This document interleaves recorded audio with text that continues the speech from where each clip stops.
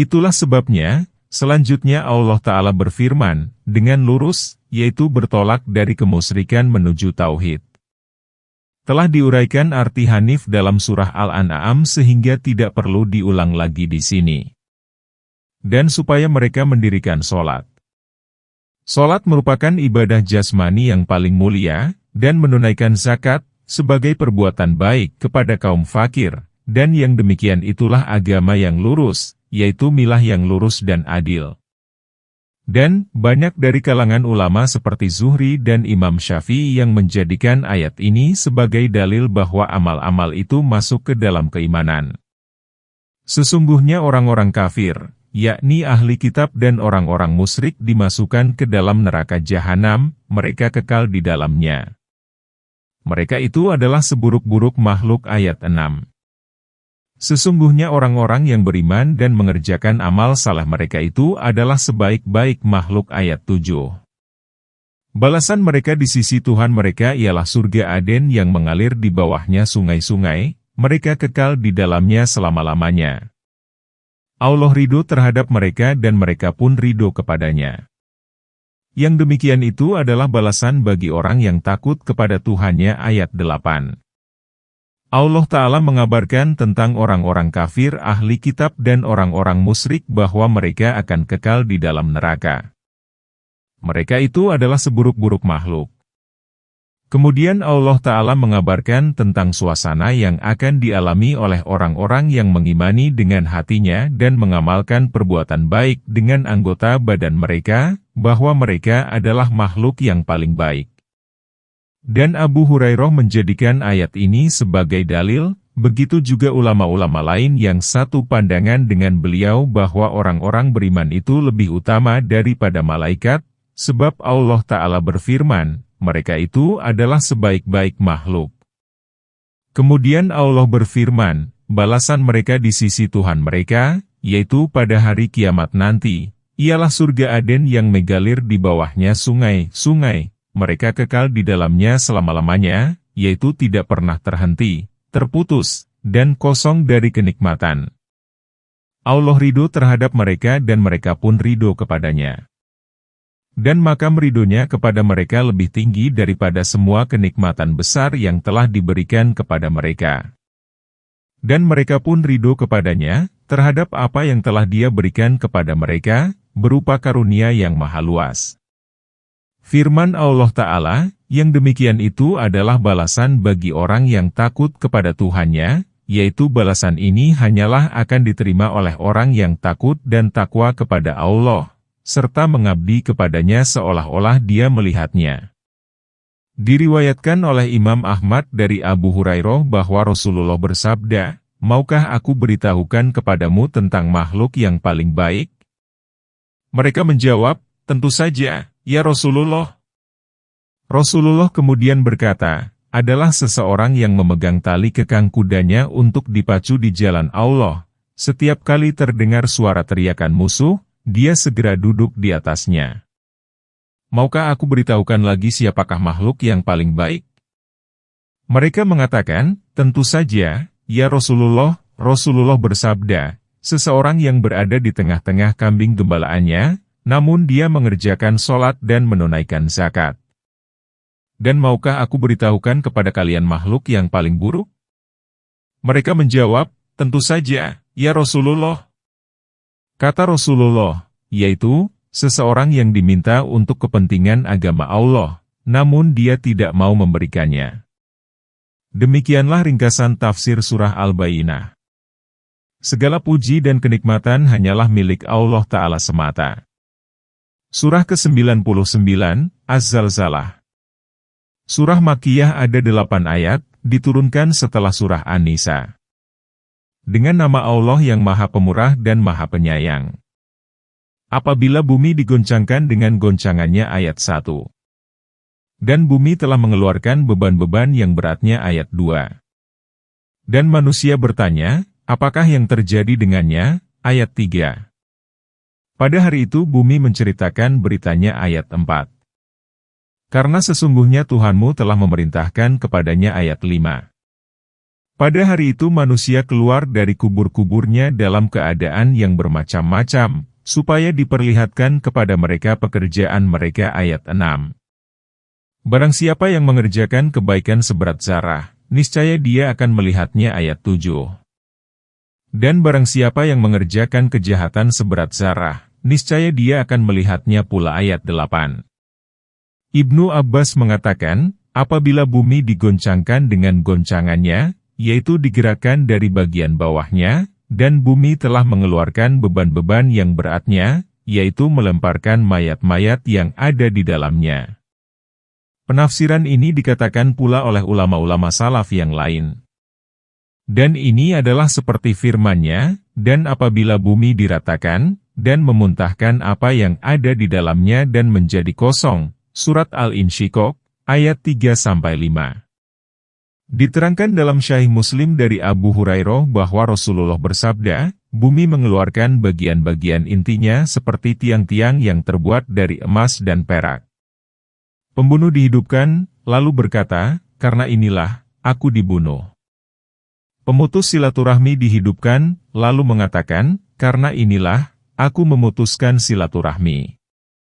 Pencuri dihidupkan dan mengatakan, karena inilah, tanganku dipotong. Kemudian mereka meninggalkannya dan tidak mengambil apapun darinya. Firman Allah Ta'ala, dan manusia bertanya, apakah yang terjadi dengannya? Yaitu, dia tidak percaya dengan peristiwa yang tengah dia hadapi. Bumi yang tadinya begitu kokoh, kemudian bergoncang, kemudian mengeluarkan semua isi yang dikandungnya, yaitu mayat-mayat orang-orang yang terdahulu dan yang terakhir. Firman Allah Ta'ala, pada hari itu bumi menceritakan beritanya. Yaitu, menceritakan perbuatan yang telah dilakukan oleh orang-orang di permukaannya. Diriwayatkan oleh Imam Ahmad dengan sanadnya bahwa Abu Hurairah berkata, Rasulullah membaca ayat pada hari itu buminya, lalu berkata, apakah kamu tahu berita apakah yang akan disampaikan oleh bumi itu? Mereka mengatakan, hanya Allah dan Rasul-Nya yang tahu. Rasulullah melanjutkan, berita yang akan disampaikannya itu adalah kesaksiannya tentang amal perbuatan yang telah dilakukan oleh setiap hamba, baik laki-laki maupun perempuan di atas permukaannya, yaitu dengan mengatakan, dia telah melakukan ini dan ini pada hari ini dan ini. Itulah berita yang akan disampaikan oleh bumi itu. Hadits ini diriwayatkan pula oleh Imam Tirmidzi dan beliau mengatakan, hadits ini hasan, sahih, gharib. Firman Allah Ta'ala, karena sesungguhnya Tuhanmu telah memerintahkan kepadanya, yaitu memerintahkannya agar terbelah supaya mereka dapat keluar, maka bumi itu pun terbelah. Dan, memerintahkan untuk berbicara maka bicaralah dia. Pada hari itu manusia keluar dari kubur-kuburnya dalam keadaan yang bermacam-macam, yaitu terdiri dari beberapa golongan, macam, dan tingkatan dalam hal mendapatkan kemalangan dan kebahagiaan. Supaya diperlihatkan kepada mereka pekerjaan mereka, yaitu supaya mereka beramal dan akan dibalas amal mereka itu. Bila baik maka dibalas dengan kebaikan, bila jelek maka dibalas dengan kejelekan. Itulah sebabnya, Allah selanjutnya berfirman, barang siapa yang mengerjakan kebaikan seberat zarah, niscaya dia akan melihatnya. Dan barang siapa yang mengerjakan kejahatan seberat zarah pun, niscaya dia akan melihatnya pula. Imam Ahmad meriwayatkan dengan sanadnya dari Al-Hasan dari Sa'sa'ah bin Mu'awiyah paman Al-Farasdak bahwa dia pernah datang menjumpai Nabi lalu membacakan kepadanya ayat, barang siapa yang mengerjakan kebaikan seberat zarah, niscaya dia akan melihatnya. Dan barang siapa yang mengerjakan kejahatan seberat zarah, niscaya dia akan melihatnya pula. Rasulullah mengatakan, cukuplah ayat ini bagiku. Aku tidak peduli, walaupun aku tidak mendengarkan yang lainnya. Diterangkan dalam Sahih Bukhari dari hadis secara marfu, artinya hadis ini langsung disandarkan kepada Nabi, peliharalah dirimu dari sentuhan api neraka walaupun dengan separuh kurma, walaupun dengan kalimat thayyibah. Juga terdapat di dalam Sahih Bukhari, janganlah kalian meremehkan perbuatan baik apapun, walaupun berupa pencurahan air dari embermu ke dalam wadah orang yang minta air kepadamu, atau engkau menemui saudaramu dengan wajah yang berseri. Juga diterangkan dalam hadits sahih, hai para wanita beriman, janganlah kalian meremehkan kebaikan tetangga kepada tetangganya, walaupun hanya dengan menyedekahkan kuku kambing. Di dalam hadits lain dikatakan, penuhilah permintaan peminta walaupun dengan kuku yang dibakar. Diriwayatkan oleh Imam Ahmad dari Aisyah bahwa Nabi berkata, hai Aisyah, hati-hatilah kamu terhadap dosa-dosa kecil karena bagi dosa-dosa itu di sisi Allah ada tuntutannya. Diriwayatkan pula oleh Imam Ahmad dari Abdullah bin Mas'ud bahwa Rasulullah bersabda, hati-hatilah kamu terhadap dosa-dosa kecil karena dosa-dosa itu akan berkumpul pada diri seseorang sehingga pada akhirnya akan membinasakannya. Demikianlah ringkasan tafsir surah Az-Zalzalah. Segala puji dan kenikmatan hanyalah milik Allah. Surah ke-100, Al-Adiyat. Surah Makkiyah ada 11 ayat, diturunkan setelah surah Al-Asr. Dengan nama Allah yang Maha Pemurah dan Maha Penyayang. Demi kuda perang yang berlari kencang dengan meringkik ayat 1. Dan kuda yang mencetuskan api dengan pukulan ayat 2. Dan kuda yang menyerang dengan tiba-tiba di waktu pagi ayat 3. Maka dia menerbangkan debu ayat 4. Dan menyerbu ke tengah-tengah kumpulan musuh ayat 5. Sesungguhnya manusia itu sangat ingkar, tidak berterima kasih kepada Tuhannya ayat 6. Dan sesungguhnya manusia itu menyaksikan keingkarannya ayat 7. Dan sesungguhnya dia sangat bakhil karena cintanya kepada harta ayat 8. Maka apakah dia tidak mengetahui apabila dibangkitkan apa yang di dalam kubur ayat 9. Dan dilahirkan apa yang ada di dalam dada ayat 10. Sesungguhnya Tuhan mereka pada hari itu maha mengetahui keadaan mereka ayat 11. Allah bersumpah dengan kuda yang apabila digunakan di jalannya maka dia akan berlari dan meringkik. Dan kuda yang mencetuskan api dengan pukulan, yaitu gesekan sepatu kuda dengan bebatuan, kemudian mengeluarkan percikan api. Dan kuda yang menyerang dengan tiba-tiba di waktu pagi. Yakni, penyerbuan di waktu subuh. Dikatakan, Rasulullah melakukan penyerangan di waktu subuh. Beliau mendengar azan. Bila dia mendengar, beliau tidak menyerang. Bila tidak, beliau menyerang lagi. Firman Allah Ta'ala, maka dia menerbangkan debu, yaitu debu yang berterbangan di tengah-tengah pergolakan kuda-kuda. Dan menyerbu ke tengah-tengah kumpulan musuh, yaitu kuda-kuda tersebut, semuanya berkumpul di tengah-tengah medan. Diriwayatkan dari Ali bahwa yang diceritakan oleh ayat ini adalah unta, bukan kuda. Namun diriwayatkan dari Ibnu Abbas bahwa semua itu adalah kuda. Pandangan Ibnu Abbas ini terdengar oleh Ali, kemudian beliau mengatakan, kita belum mempunyai kuda ketika perang Badar. Dan pada waktu itu kita hanya punya 2 ekor kuda, 1 ekor kepunyaan Zubair dan 1 ekor lagi kepunyaan Mikdad. Maka bagaimana mungkin terjadi serbuan dan ringkikan? Sesungguhnya penyerbuan dan ringkikan itu adalah perjalanan dari Arafah ke Musdalifah, dan bila mereka telah sampai di Musdalifah maka segeralah mereka menyalakan api. Ibnu Abbas berkata, aku pun segera mencabut perkataanku dan kembali kepada pendapat yang telah dikatakan oleh Ali. Ibnu Jarir mengatakan, namun yang benar adalah kuda, ketika dia memercikan api dengan ladamnya, sepatu kudanya. Sesungguhnya manusia itu sangat ingkar, tidak berterima kasih kepada Tuhannya.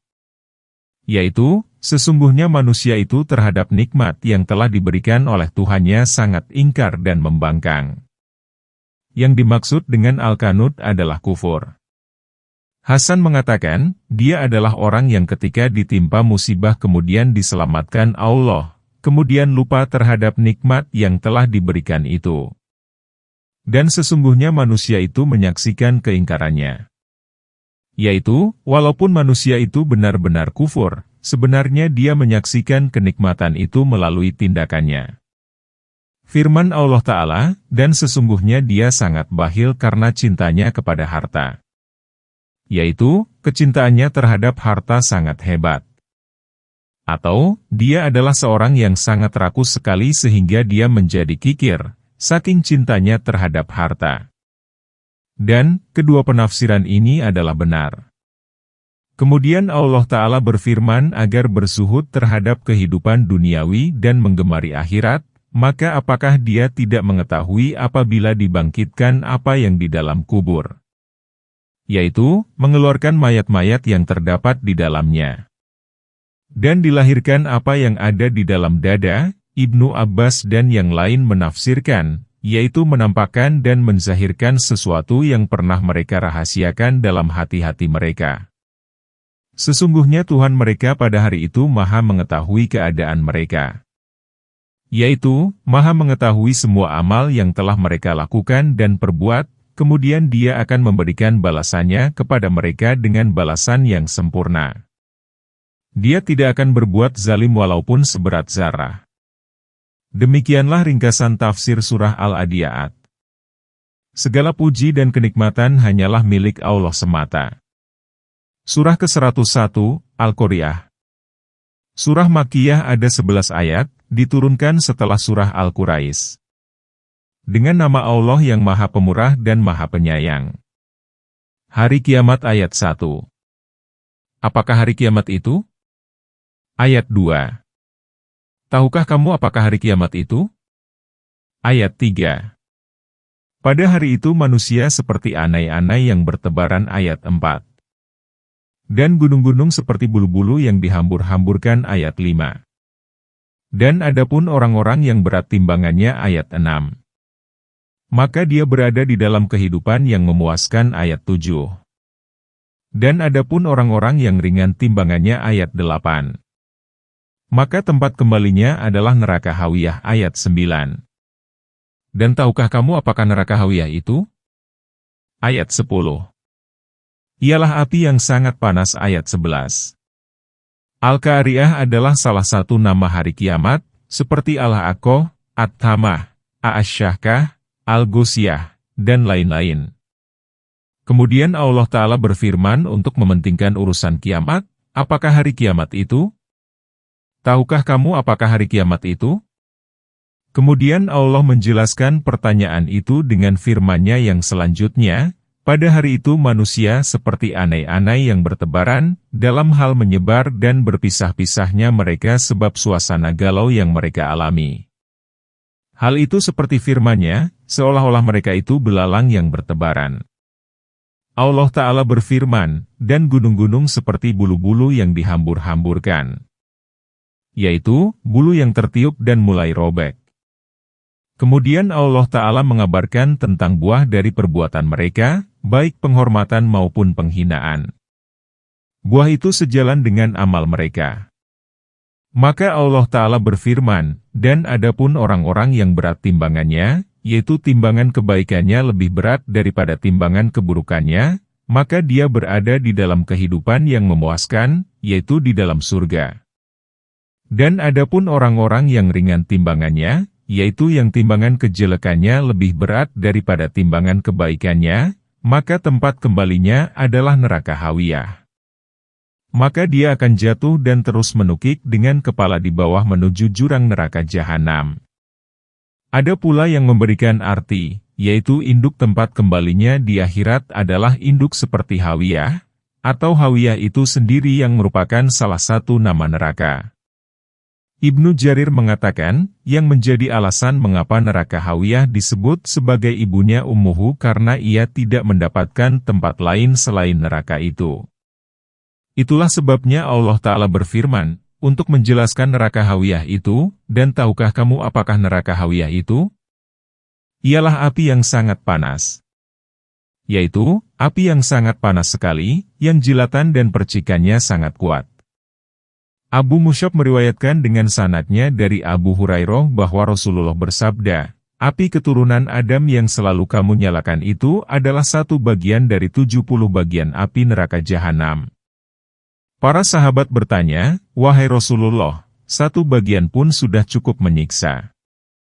Rasulullah bersabda, sesungguhnya telah ditambahkan untuk neraka jahanam itu 69 bagian lagi. Demikianlah ringkasan tafsir surah Al-Qari'ah. Segala puji dan kenikmatan hanyalah milik Allah. Surah ke-102, At-Takatsur. Surah Makkiyah ada 8 ayat, diturunkan setelah surah Al-Kautsar. Dengan nama Allah yang Maha Pemurah dan Maha Penyayang. Bermegah-megahan telah melalaikan kamu ayat 1. Sampai kamu masuk ke dalam kubur ayat 2. Janganlah begitu, kelak kamu akan mengetahui ayat 3. Dan janganlah begitu, kelak kamu akan mengetahui ayat 4. Janganlah begitu, jika kamu mengetahui dengan pengetahuan yang yakin, ayat 5. Niscaya kamu benar-benar akan melihat neraka Jahim ayat 6. Dan sesungguhnya kamu benar-benar akan melihatnya dengan ainul yakin ayat 7. Kemudian pasti kamu akan ditanyai pada hari itu tentang kenikmatan ayat 8. Bermegah-megahan telah melalaikan kamu. Bermegahan dengan anak, harta, dan dunia telah melalaikan kamu dari akhirat, hingga kamu masuk ke dalam kubur. Yaitu, hingga kematian datang menjemput kamu.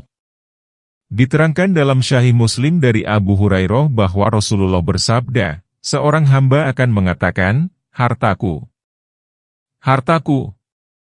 Padahal yang menjadi hartanya itu hanyalah yang dia makan kemudian habis dan yang dia pakai kemudian usang, dan yang dia sedekahkan, maka akan terus mengalir.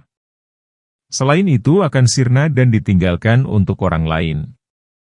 Diterangkan dalam Sahih Muslim dari Anas bin Malik bahwa Rasulullah bersabda, Ibnu Adam akan menjadi tua renta, namun ada 2 hal yang masih tetap bersamanya, rakus dan panjang angan-angan. Ibnu Asakir meriwayatkan dalam biografi Ahnaf bin Qais bahwa dia pernah melihat uang dirham di tangan seseorang, lalu dia bertanya, kepunyaan siapakah uang dirham itu? Orang itu menjawab, milikku. Ahraf berkata, uang itu milikmu bila kamu belanjakan, baik untuk memperoleh pahala maupun dengan maksud bersyukur.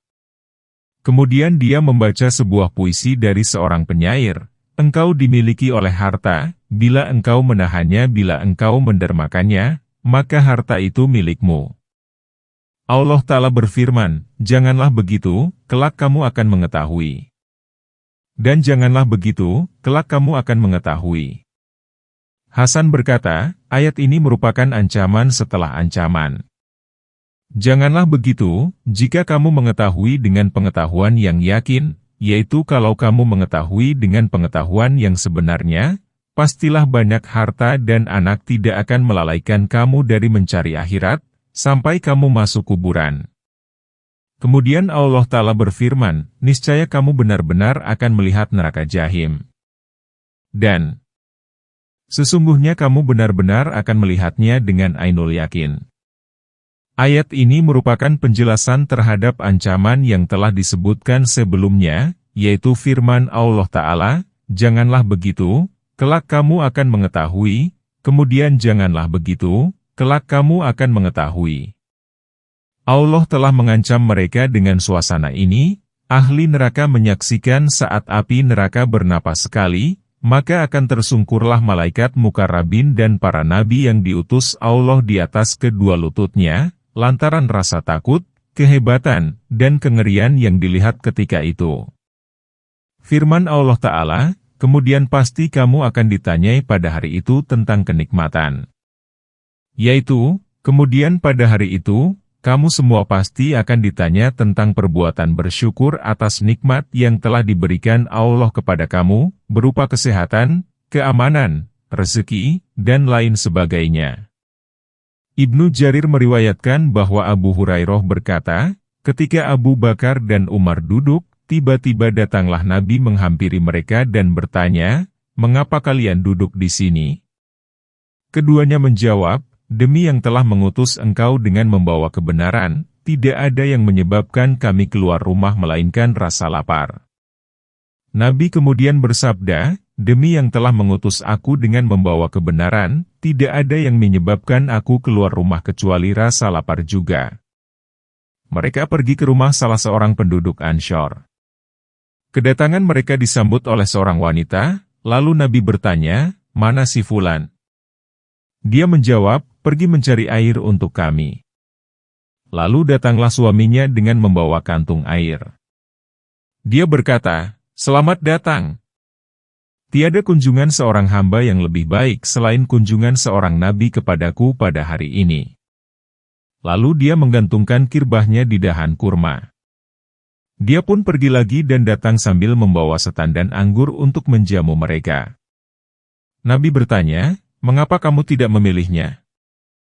Dia menjawab, "Aku lebih suka kalian sendiri yang memilihnya sesuai dengan yang kalian suka." Kemudian dia mengambil pisau, lalu Nabi mengatakan kepadanya, "Hati-hati kamu dengan perahan." Pada hari itu dia menyembelih kambing. Kemudian mereka pun makan. Setelah itu beliau bersabda kepada kedua orang sahabatnya, "Kita pasti akan ditanya tentang ini semua pada hari kiamat nanti. Rasa lapar telah membuat kalian keluar dari rumah, kemudian kalian pulang dengan kenyang. Semua ini merupakan kenikmatan." Hadits ini diriwayatkan pula oleh Muslim, Abu Ya'la, dan Ibnu Hibban. Diriwayatkan pula oleh para penyusun kitab Sunan yang 4. Sehubungan dengan firman Allah, "Kemudian pasti kamu akan ditanyai pada hari itu tentang kenikmatan." Ali bin Abi Talhah meriwayatkan bahwa Ibnu Abbas menafsirkan, kenikmatan itu adalah kesehatan badan, pendengaran, penglihatan. Allah akan menanyakan kepada hamba-hambanya, pada apa saja mereka menggunakan semua itu. Sedangkan, dia sendiri adalah lebih tahu tentang hal itu daripada mereka. Itulah maksud firman Allah Ta'ala, "Sesungguhnya pendengaran, penglihatan, dan hati, semuanya itu akan dimintain pertanggungjawaban." Dan telah ditegaskan dalam Sahih Bukhari dan Sunan Tirmidzi An-Nasai, dan Ibnu Majah dari Ibnu Abbas, bahwa Rasulullah bersabda, "Dua nikmat yang membuat kebanyakan manusia tertipu, yaitu kesehatan dan waktu luang." Arti hadits ini, mereka sangat sedikit mensyukuri dua nikmat ini, mereka tidak melakukan kewajiban yang dituntut dari kedua nikmat ini. Dan, orang yang tidak melakukan hak yang telah diwajibkan kepadanya, adalah orang yang tertipu. Demikianlah ringkasan tafsir surah At-Takaatsur. Segala puji dan kenikmatan milik Allah. Surah ke-103, Al-Ashr. Surah Makkiyah ada 3 ayat, diturunkan setelah surah Alam-Nashrah. Dengan nama Allah yang Maha Pemurah dan Maha Penyayang. Demi masa ayat 1. Sesungguhnya manusia itu benar-benar berada di dalam kerugian ayat 2. Kecuali orang-orang yang beriman dan mengerjakan amal saleh dan nasihat menasihati supaya menaati kebenaran dan nasihat menasihati supaya menetapi kesabaran ayat 3. Demi masa. Al-Ashr artinya, zaman. Zaid bin Aslam mengatakan bahwa Al-Ashr berarti sholat asyar. Namun, arti yang masyhur adalah arti yang dikemukakan oleh pendapat pertama. Allah Ta'ala bersumpah dengar. Masa bahwa manusia itu sesungguhnya berada dalam kerugian dan kebinasaan, kecuali orang-orang yang beriman dan mengerjakan amal saleh. Kemudian Allah mengecualikan dari manusia yang rugi itu orang-orang yang hatinya beriman dan anggota badannya mengerjakan amal saleh. Dan nasihat menasihati supaya menaati kebenaran dan nasihat menasihati supaya menetapi kesabaran. Yaitu, bersabar atas musibah, takdir yang telah ditetapkan kepadanya, dan gangguan yang diberikan oleh orang-orang yang diperintahkan untuk berbuat baik dan menjauhi kemungkaran. Amr bin A'ash, sebelum dia masuk Islam, menyebutkan bahwa dia datang kepada Musailamah Al-Kadzdzab. Maka, Musailamah Al-Kadzdzab mengatakan kepadanya, "Apa yang telah diturunkan kepada kawan kamu Nabi Muhammad pada waktu ini?" Dia menjawab, "Sesungguhnya telah diturunkan kepadanya sebuah surah ringkas namun sangat dalam." Dia bertanya, "Surah apa itu?" Amr menjawab, "Wal A'ashri wa tawa'asyaw bisyobri." Musailamah berpikir sejenak, kemudian berkata, "Dan telah diturunkan pula kepadaku yang seperti itu." Amr bertanya, "Apa itu?"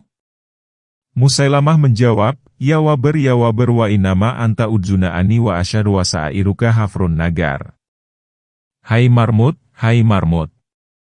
Sesungguhnya engkau punya dua telinga dan dada. Dan semua jenis kamu suka menggali dan melubangi. Kemudian dia bertanya, bagaimana menurut pendapatmu hai Ammar? Ammar menjawab, demi Allah sesungguhnya engkau pasti tahu bahwa sesungguhnya aku mengetahui kamu adalah pendusta. Imam Syafi'i rahimahullah mengatakan, kalau umat manusia merenungkan surah ini, pastilah dia meliputi mereka memadai. Demikianlah, ringkasan tafsir surah Al-Ashr. Segala puji dan kenikmatan milik Allah semata. Surah ke-104, Al-Humazah. Surah Makkiyah ada 9 ayat, diturunkan setelah surah Al-Qiyamah. Dengan nama Allah yang Maha Pemurah dan Maha Penyayang.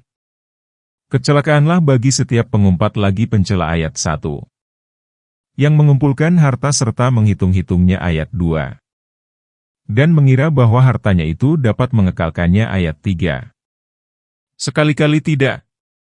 Sesungguhnya dia benar-benar akan dilemparkan ke dalam Hutamah ayat 4.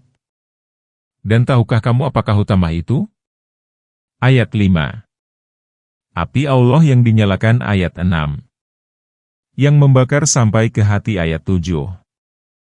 Sesungguhnya api itu ditutup rapat atas mereka ayat 8. Diikat pada tiang-tiang yang panjang ayat 9. Kecelakaanlah bagi setiap pengumpat lagi pencela. Al-Hamas itu adalah mengumpat dengan perkataan, sedangkan Al-Lamas adalah mencela dengan perbuatan. Yaitu, memandang hina dan meremehkan manusia. Hal ini telah diuraikan pada firman Allah Ta'ala, Hammazin, Masya'in, Namim, yaitu surah Al-Qalam ayat 11. Ibnu Abbas mengatakan, Humazah-lumazah itu adalah orang yang suka menebarkan cacat dan aib orang lain. Qatadah mengatakan, Al-Humazah dan Lumazah itu adalah dengan lidah dan matanya, serta memakan daging-daging manusia dan mencerca mereka. Mujahid mengatakan, Al-Humazah itu dengan tangan dan mata, sedangkan Lumazah itu dengan lisan. Artinya, Al-Humazah itu adalah orang yang suka membicarakan keburukan orang lain di belakang, sedangkan Al-Lumazah itu adalah orang yang suka mencela orang lain dengan terang-terangan. Firman Allah Ta'ala, yang mengumpulkan harta serta menghitung-hitungnya, yaitu mengumpulkan sebagian hartanya dengan sebagian yang lain, kemudian menghitung-hitungnya. Firman Allah Ta'ala, dan mengira bahwa hartanya itu dapat mengekalkannya, yaitu dia mengira bahwa usahanya mengumpulkan harta akan membuatnya kekal di dalam kehidupan dunia ini. Sekali-kali tidak. Permasalahannya tidak seperti yang dia sangka. Kemudian Allah berfirman, sesungguhnya dia benar-benar akan dilemparkan ke dalam Hutamah, yaitu akan dilemparkan ke dalam api neraka. Dikatakan Hutamah penghancur, sebab neraka itu dapat menghancurkan penghuni yang berada di dalamnya. Itulah sebabnya, selanjutnya Allah Ta'ala berfirman, dan tahukah kamu apakah Hutamah itu? Api Allah yang dinyalakan, yang membakar sampai ke hati, yaitu yang membakar mereka hidup-hidup sampai ke hati. Penafsiran firman Allah Ta'ala, sesungguhnya api itu ditutup rapat atas mereka, telah diuraikan dalam surah Al-Balad. Firman Allah Ta'ala, diikat pada tiang-tiang yang panjang, yakni diikat pada tiang-tiang api yang panjang. Demikianlah, ringkasan tafsir surah Al-Humazah. Segala puji dan nikmat hanyalah milik Allah. Surah ke-105, Al-Fil. Surah Makkiyah ada 5 ayat, diturunkan setelah surah Al-Kafirun. Dengan nama Allah yang Maha Pemurah dan Maha Penyayang. Apakah kamu tidak memperhatikan bagaimana Tuhanmu telah bertindak terhadap tentara bergajah? Ayat 1. Bukankah dia telah menjadikan tipu daya mereka itu sia-sia? Ayat 2. Dan dia mengirimkan kepada mereka burung yang berbondong-bondong ayat 3. Yang melempari mereka dengan batu dari sijil ayat 4. Lalu dia menjadikan mereka seperti daun-daun yang dimakan ayat 5. Apakah kamu tidak memperhatikan bagaimana Tuhanmu telah bertindak terhadap tentara bergajah? Tentara bergajah itu ialah tentara yang datang dipimpin Abrahah al-Habsyi dari Yaman untuk menghancurkan Ka'bah. Maka Allah Ta'ala sendirilah yang mempertahankan rumahnya yang agung itu. Ini merupakan salah satu nikmat yang telah diberikan oleh Allah kepada warga Quraisy, berupa penghindaran warga Quraisy dari mereka yang bertekad bulat hendak meruntuhkan Ka'bah dan menghilangkan jejaknya sama sekali. Akan tetapi, Allah membinasakan mereka, menghinakan mereka, menjadikan usaha mereka sia-sia belaka, menyesatkan amal perbuatan mereka, dan mengembalikan mereka dengan kegagalan dan kerugian. Mereka adalah kaum Nasrani. Agama mereka ketika itu mendekati agama Quraisy, yaitu penyembah berhala.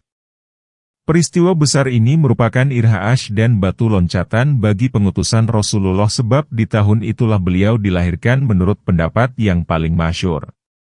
Sesungguhnya, Allah bukanlah menolong warga Quraisy dalam mengalahkan kaum Habsyi karena mereka lebih baik dari kaum Habsyi, tetapi semata-mata karena hendak memelihara Baitullah yang mulia, yang selalu dimuliakan oleh Allah, diagungkan dan dihormatinya dengan diutusnya Nabi penutup, Muhammad.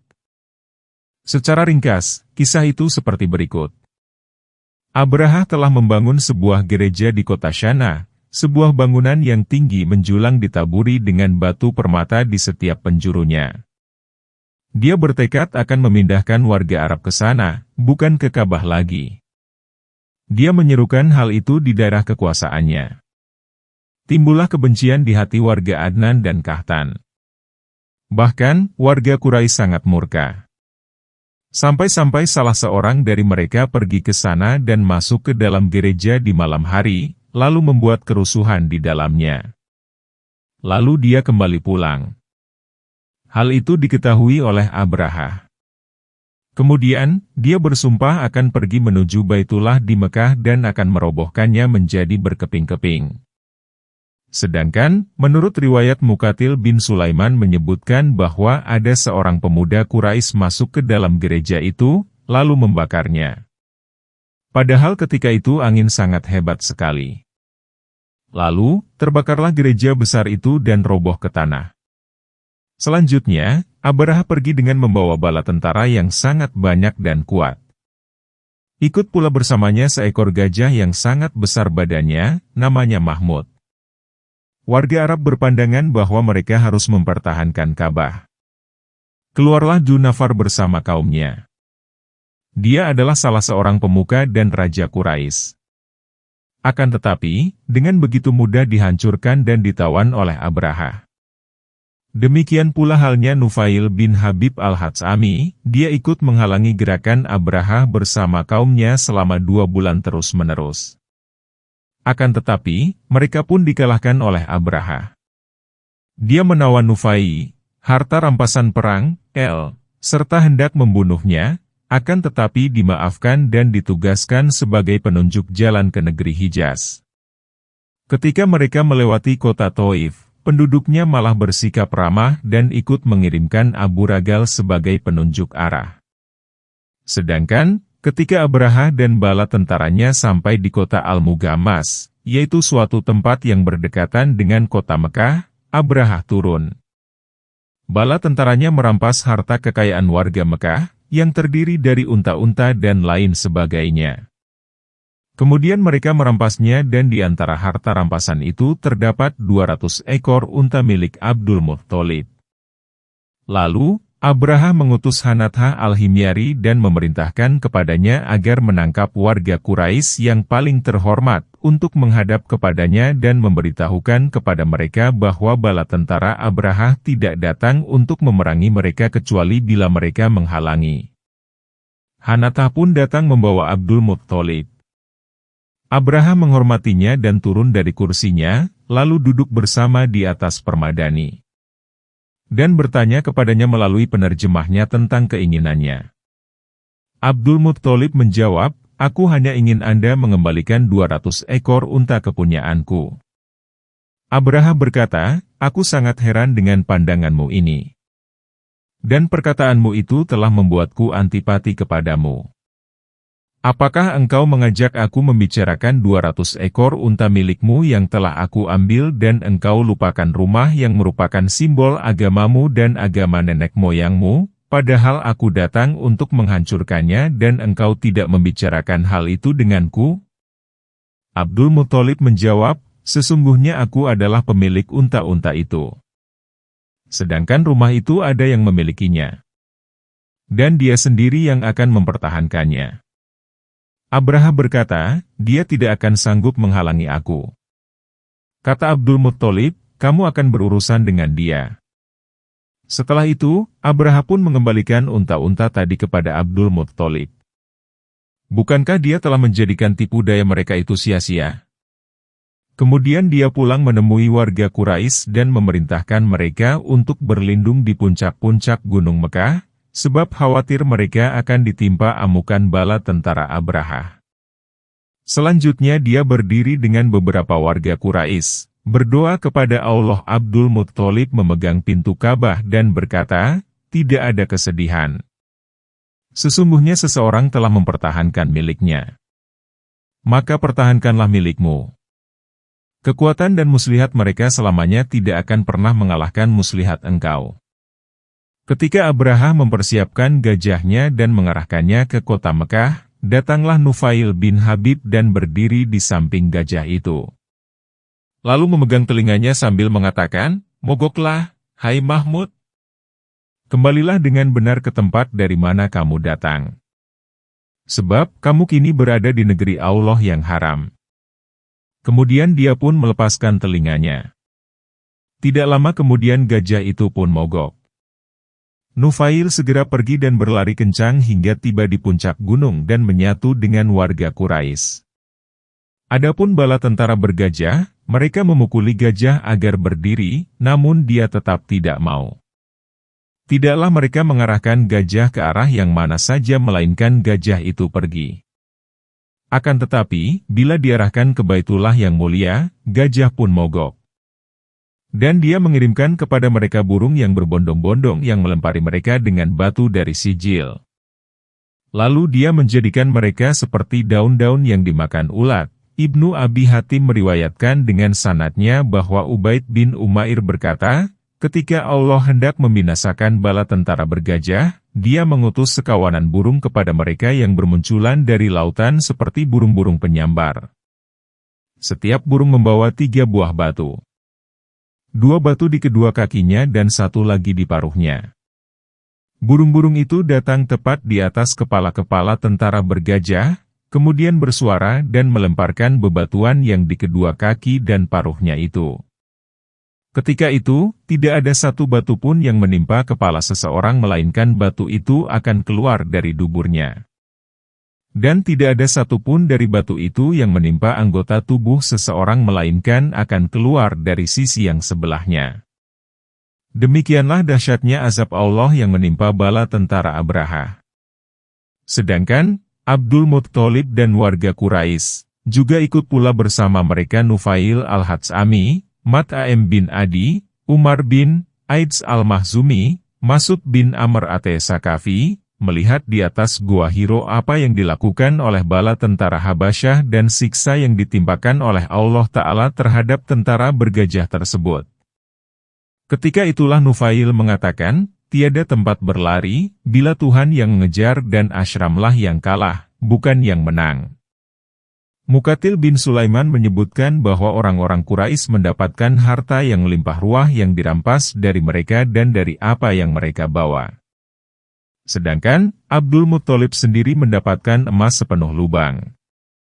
Atha bin Yasar mengatakan tidak semuanya terkena siksa pada saat genting tersebut.